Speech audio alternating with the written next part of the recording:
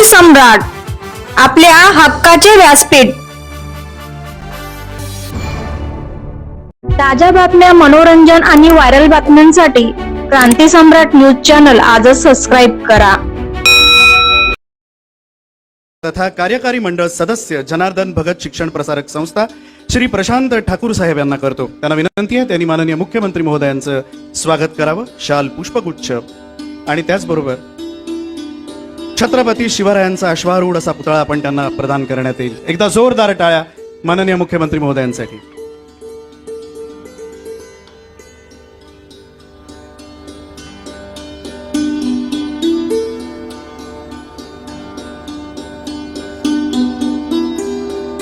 जोरदार टाळ्या आपल्या सगळ्यांकडून अपेक्षित आहे। यानंतर पुढच्या स्वागताकडे आपण वळतो आहोत। सन्माननीय केंद्रीय रस्ते वाहतूक व महामार्ग मंत्री भारत सरकार माननीय नामदार श्री नितीनजी गडकरी साहेब यांचं स्वागत आपण करणार आहोत। ते करण्याची विनंती माननीय आमदार तथा अध्यक्ष लोकनेते रामशेठ ठाकूर अमृत महोत्सव वर्ष नियोजन समिती श्री महेश वालदी साहेब यांना करतो। एकदा जोरदार टाळ्या झाल्या पाहिजे।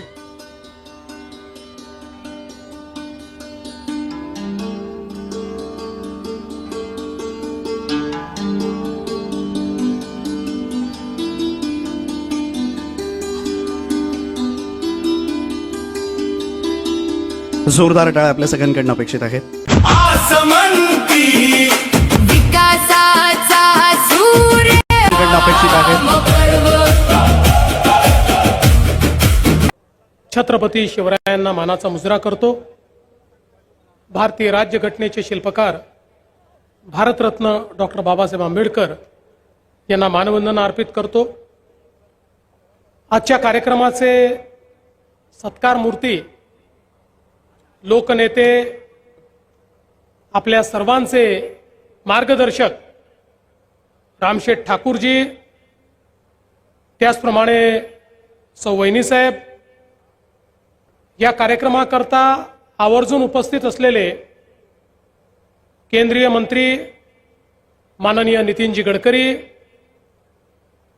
माननीय श्री गणेश नाईक साहेब, भरत शेठ गोगावले, सुनीलजी तटकरे, आशिषजी शेलार, अदितीताई तटकरे, श्रीरंगप्पा बारणे, आपले भाजपचे अध्यक्ष रवींद्र चव्हाणजी, विक्रांत पाटील, श्री दिलीप वळसे पाटील, श्री रविशेठ पाटील, श्रीमती मंदाताई म्हात्रे, श्री महेंद्र दळवी, श्री प्रशांत शेठ ठाकूर, श्री महेश बालडी, श्री ज्ञानेश्वर म्हात्रे, श्री धैर्यशील पाटील, श्री देवेंद्र साटम, श्री चंद्रकांत दळवी, श्री जे एम म्हात्रे, श्री किसन जावळे, श्री विजय सिंगल, या ठिकाणी माननीय रामशेठ ठाकूर यांच्यावर प्रेम करणारे सर्व भगिनी आणि बंधूंनो, सर्वप्रथम मी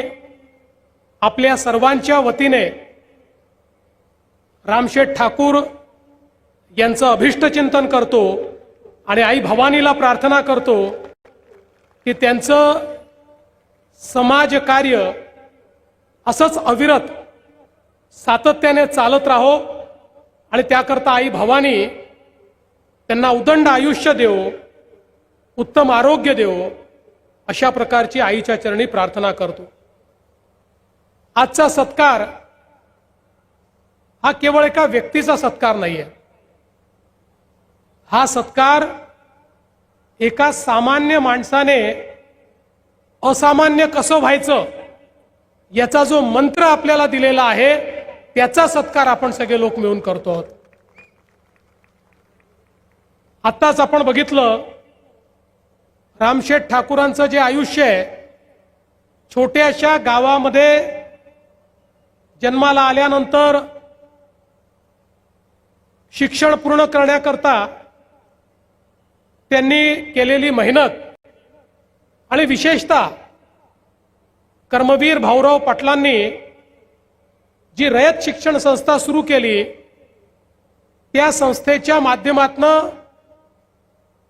शिक्षण घेण्याची संधी त्यांना प्राप्त झाली आणि त्या काळामध्ये त्यांच्यासारख्या होतकरू पण सर्वसामान्य विद्यार्थ्यांकरता कमवा आणि शिका अशा प्रकारची जी योजना सुरू करण्यात आली होती, त्या योजनेमध्ये मेहनत करायची, कमवायचं आणि शिकायचं अशा पद्धतीनं आपलं शिक्षण हे रामशेठ पाटलांनी त्या ठिकाणी पूर्ण केलं.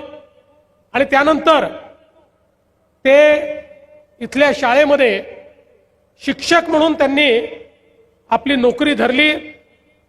200 रुपये पगारावर पहिल्यांदा त्यांनी नोकरी सुरू केली.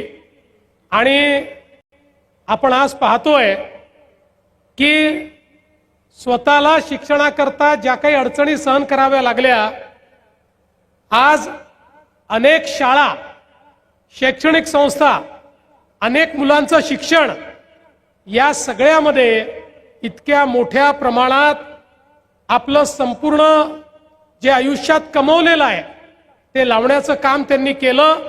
आणि अनेकांच्या जीवनामध्ये शिक्षणाचं जे काही पुण्यकर्म आहे ते करण्याचं काम रामशेठ ठाकूरांनी केलं. पण त्याच वेळी ज्या रयत शिक्षण संस्थेने त्या ठिकाणी त्यांना संधी दिली, ज्या कर्मवीर भाऊराव पाटलांच्या योजनेतनं त्यांना शिकायला मिळालं, मला असं वाटतं की जशी एकलव्याने आपली गुरुदक्षिणा दिली होती तशी गुरुदक्षिणा देणारे आमचे रामशेठ ठाकूर आहेत. त्या रयत शिक्षण संस्थेच्या जवळपास अनेक प्रमुख इमारती, शाळा असतील, कॉलेजेस असतील, याला सढळ हाताने त्यांनी मदत केली. आत्ताच महेशजींनी सांगितलं 135 कोटी रुपये. आणि दरवर्षी एकही वर्ष असं जात नाही की ज्या वर्षी रामशेठ ठाकूर रयत शिक्षण संस्थेला त्या ठिकाणी आपली मदत देत नाही.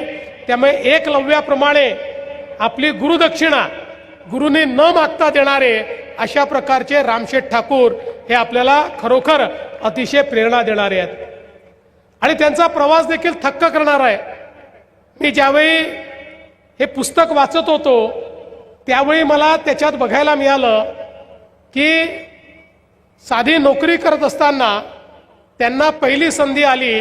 या सिडकोचं आणि काही भरण टाकण्याचं काम, काही बंधारे बांधण्याचं काम चाललं होतं. आणि त्यात ज्यांच्याकडे काम होतं ते लेले साहेब, त्यांना रामशेठ ठाकूर म्हणाले मी हे काम करू शकतो. त्यांना विश्वास नव्हता, पण तरी देखील रामशेठ ठाकूरांना 10,000 रुपयाचं काम मिळालं. घरचे दागिने गहाण टाकले, पेढीवरनं 5,000 रुपये उचलले आणि पहिल्यांदा ते काम केलं. आणि पहिल्या कामामध्ये त्या ठिकाणी 2,500 रुपये नफा कमवला. ज्यावेळी 450 रुपये पगार होता त्यावेळी 2,500चा नफा कमवून रामशेठ ठाकूरांच्या लक्षात आलं की नोकरी तर करायचीच आहे, पण मोठं व्हायचं असेल तर हे कामही करावं लागेल. आणि मग 50,000चं काम, त्यानंतर 1,00,000चं काम, असं करता करता ते आपलं काम वाढवत गेले. आणि मग ज्यावेळी सिडकोनं त्या काळात 1 कोटी रुपयाचं काम काढलं, आणि आपल्याला कल्पना आहे अनेक वेळा इथे तर त्यांच्या संघर्षात स्थानिकांकरता संघर्ष आलाय, पण त्यावेळी फक्त मोठे कंत्राटदार हे 1 कोटीचं काम करू शकणार होते. मग रामशेठ यांनी सिडकोच्या विरुद्ध एक मोठं आंदोलन उभारलं आणि सांगितलं याचे पाठ करा, हे काही एक काम नाही आहे, याचे पाठ करू शकता. आणि इथल्या सगळ्या भूमिपुत्रांना एकत्रित करून सगळ्यांना थोडं थोडं काम देऊन ते काम त्या ठिकाणी पूर्ण केलं. आणि त्यातनं कशा पद्धतीनं काम करता येतं हे दाखवलं. एवढंच नाही तर सिडको आला तेव्हा सिडकोला विरोध खूप होता, कोणी ऑफिस द्यायला तयार नव्हतं. रामशेठ ठाकूरांनी सांगितलं माझ्याकडे ऑफिस सुरू करा. त्यांच्याकडे ऑफिस सुरू झालं. त्याच्यावर मोठा मोर्चा त्या काळामध्ये गेला. तो मोर्चा गेल्यानंतर त्या ठिकाणी रामशेठ ठाकूरांनी सांगितलं मोर्चा याकरता आला, तुम्ही सिडको काढला पण आमच्या स्थानिकांना नोकऱ्या दिल्या नाही. आणि त्याच ठिकाणी सिडकोच्या अधिकाऱ्यांनी सांगितलं की आम्ही स्थानिकांना नोकऱ्या देतो. आणि तिथल्या तिथे स्थानिकांना नोकऱ्या मिळाल्या. आणि तिथनं रामशेठ ठाकूरांनी हा आपला संघर्ष सातत्याने पुढे नेला. एक आवर्जून उल्लेख आमच्या गणेश नाईक साहेबांचा रामशेठ ठाकूरांनी केला आहे की ज्यावेळी मोठं काम या JNPT पोर्टचं निघालं तोपर्यंत कंपनी बऱ्यापैकी एस्टॅब्लिश झाली होती, पण खूप मोठं काम होतं आणि गणेश नाईक साहेबांनी आपल्या मुलाला त्या ठिकाणी पाठवलं आणि सांगितलं की हे मोठं काम आलंय आणि हे काम रामशेठ ठाकूर करू शकतात, रामशेठने ते काम करावं. रामशेठ ठाकूर विदेशात होते, मग त्यांना विदेशात फोन लावला, ते म्हणाले मी हे काम करीन. आणि मग त्यावेळी आपल्या पोटचं मोठं काम हे रामशेठ ठाकूरांनी करून त्या काळचे जेवढे मोठे मोठे कंत्राटदार होते त्या सगळ्यांना मागे टाकून वेळेत काम पूर्ण करण्याचं त्या ठिकाणी काम हे रामशेठ ठाकूरांनी करून दाखवलं. आणि त्यातनं ही जी कंपनी आज इतकी मोठी आपल्याला पाहायला मिळते, ती कंपनी त्यांच्या मेहनतीतून आणि एक प्रकारे त्यांच्या जिद्दीतनं त्यांनी उभी करून दाखवली. आणि भूमिपुत्र देखील काम करू शकतात, तेही उत्तम काम करू शकतात, हे दाखवण्याचं काम खऱ्या अर्थानं रामशेठ ठाकूर यांनी केलं.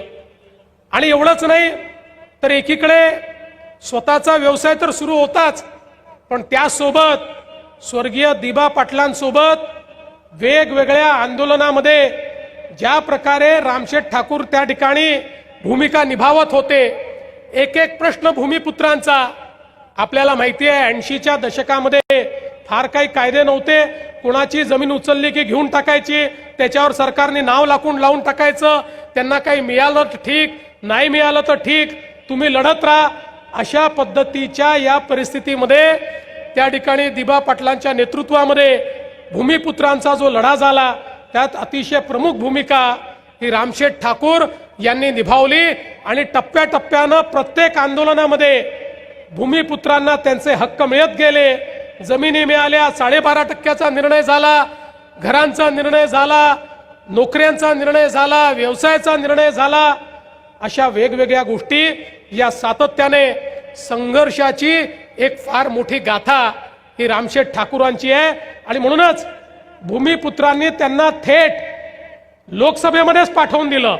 हा असा नेता होता की डायरेक्ट लोकसभेपर्यंत पोहोचला आणि दोन्ही लोकसभेच्या निवडणुकीमध्ये दिग्गजांना त्या ठिकाणी पराभूत करण्याचं काम हे रामशेठ ठाकूर यांनी केलं. आणि त्यानंतर हे देखील राजकारणामध्ये खूप कमी पाहायला मिळतं, पण रामशेठ ठाकूर असा व्यक्ती होता ज्यांनी 51व्या 52व्या वर्षी घोषित करून टाकलं की आता मला राजकारणात राहायचं नाही, मी राजकारणात राहायचं नाही म्हणजे मी निवडणूक लढणार नाही. खरं म्हणजे अनेक निवडणुका ते जिंकू शकले असते, पण त्यांनी निर्धार केला, निर्णय केला आणि निर्णय केल्यानंतर मागे वळून बघितलं नाही आणि सातत्याने समाजकार्य ते करत राहिले. आज हा रायगड जिल्ह्यातला जो नवा मुंबईचा सगळा भाग आहे, या भागाच्या विकासामध्ये त्यांचं जे योगदान आहे हे निश्चितपणे आता तर पुढच्या काळामध्ये आपलं सरकार मुंबईपेक्षा सुंदर मुंबई ही या रायगड जिल्ह्यामध्ये आणि नवी मुंबईमध्ये करणार आहे. खरी पुढची मुंबई इथेच होणार आहे. मुंबईचं आणि महाराष्ट्राचं नव्हे तर देशाचं ग्रोथ इंजिन हे असणार आहे. आता देशामध्ये सर्वात जास्त डेटा सेंटर असतील, सर्वात जास्त टेक्नॉलॉजी असेल, सर्वात जास्त जॉब्स असतील, सगळ्या गोष्टी याच ठिकाणी तयार होणार आहेत. पण जेव्हा जेव्हा या क्षेत्राचा इतिहास लिहिला जाईल, त्या इतिहासामध्ये ठळकपणे जी नावं लिहिली जातील त्यातलं एक नाव हे रामशेठ ठाकूरांचं असेल, हे मात्र या ठिकाणी मी सांगू इच्छितो. आणि नवी मुंबई एअरपोर्टच्या संदर्भात महेशजींनी उल्लेख केला, ही गोष्ट खरी आहे. जर रामशेठ ठाकूरांची मदत मिळाली नसती तर हे नवी मुंबईचं एअरपोर्ट आम्हाला करता आलं नसतं. मी ज्यावेळी याचं काम हातामध्ये घेतलं, आपल्याला माहिती आहे 20-25 वर्ष भिजत घोंगडं होतं, हातात घेतलं, वेळेत पूर्ण करायचं. आणि त्यावेळी आमच्या मदतीला रामशेठ ठाकूर धावून आले. त्यांनी संघर्षाने नाही तर सामंजस्याने समोरासमोर बसवून भूमिपुत्रांचेही प्रश्न सोडवून घेतले आणि आम्हाला जमीन देखील त्या ठिकाणी मिळवून दिली. आणि म्हणून आज हे जे नवी मुंबईचं एअरपोर्ट आहे, जे एअरपोर्ट 2030 साली भारतातलं सगळ्यात मोठं एअरपोर्ट असेल आणि त्याच्या पुढे जगातल्या पहिल्या 10 एअरपोर्टमध्ये जे येणार आहे, अशा प्रकारचं एअरपोर्ट आपण पूर्ण करू शकलो. त्यांच्यासारखा नेतृत्व गुण असलेला व्यक्ती या ठिकाणी होता म्हणून. आणि मला आज उल्लेख या ठिकाणी केला पाहिजे की रामशेठ ठाकूरांचं हे जे सगळं समाजकार्य आहे, अनेकांना शिक्षणाकरता मदत असेल, अनेक लोकांना वेगवेगळ्या पद्धतीनं व्यवसायात मदत असेल, जसं मगाशी सांगितलं आगरी कोळी महोत्सव असो, मराठी दिवाळी अंकाचा विशेषांक असो, त्याचा महोत्सव असो, सगळ्या गोष्टीच्या पाठीशी खंबीरपणे ते उभे राहतात. आणि आज याही गोष्टीचा मला आनंद आहे की त्यांचा वारसा अतिशय मजबूतीनं, अतिशय चांगल्या पद्धतीनं, अतिशय खंबीरपणे आमचे आमदार प्रशांत शेठ या ठिकाणी चालवून राहिलेले आहेत. अतिशय शांत, धीर, गंभीर, कामास काम ठेवणारे, पण सर्वसामान्यांकरता झटणारे, ज्यांनी खऱ्या अर्थानं या पनवेलकरांचा टोलचा प्रश्न सोडवून त्या ठिकाणी एक नेता कसं सरकारला वाकवू शकतो हे आपल्याला मागच्या काळामध्ये दाखवलं.